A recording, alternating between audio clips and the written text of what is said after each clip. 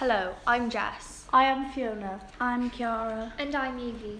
Today we are talking about vandalism. Vandalism means an action involving deliberate destruction of or damage to public or private property.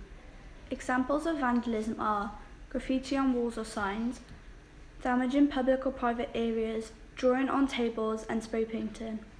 The word vandalism comes from the 5th century, where people were burning down villages in Rome. They were called vandals. Vandalism is a big issue in the UK. However, the punishments are not as harsh as we think that they should be. A common punishment for vandalism is fine or imprisonment. The maximum penalty for vandalism that costs less than £5,000 to repair is 3 months in prison or a fine of £2,500. If the damage is more than £5,000, the maximum punishment is 6 months in prison or a fine of £5,000. Less common punishments include going to court for more serious crimes, which you will often get a fine and time in prison. Another punishment includes community service. This means you spend a specific number of hours serving as a volunteer. We think that if you vandalise anything worth any amount, you should pay the people or council how much it costs to repair. You should also clean up what you have done, depending on what it is. My opinion on vandalism is that it ruins the community, and vandals do not realise the effect it has on people's lives.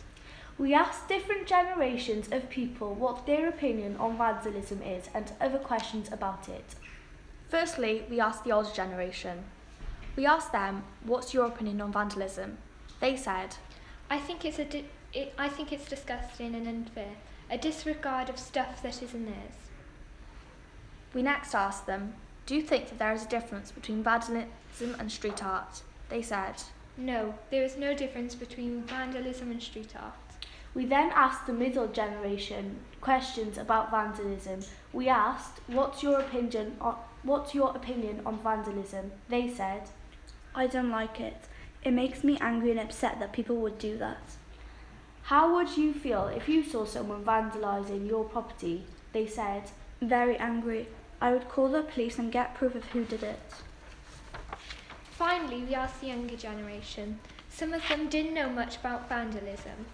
We asked them, what's your opinion on vandalism? They answered, I think that it's wrong and a waste of money and time. How do you think we can stop or prevent vandalism? They said, we could stop them by educating and showing them it's wrong.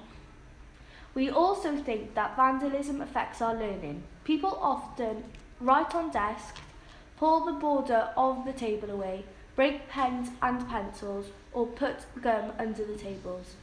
It can affect our learning because if stuff is broken, it can't be used. As an example, if the border is pulled away from the table, it makes it harder to write. We could prevent this from happening by having CCTV in classrooms, putting anti-vandal paint on walls and tables. This will help clear the paint or pen easily. Educational schemes to show it's not right to vandalise and give harsh punishments. Vandalism can be found anywhere and it destroys beautiful areas. It isn't just painting and writing on walls, it's destruction of property, like breaking into cars, smashing windows and destroying homes. We could prevent this happening by encouraging CCTV and alarms in houses, use unbreakable glass, make sure gates, fences and doors are locked.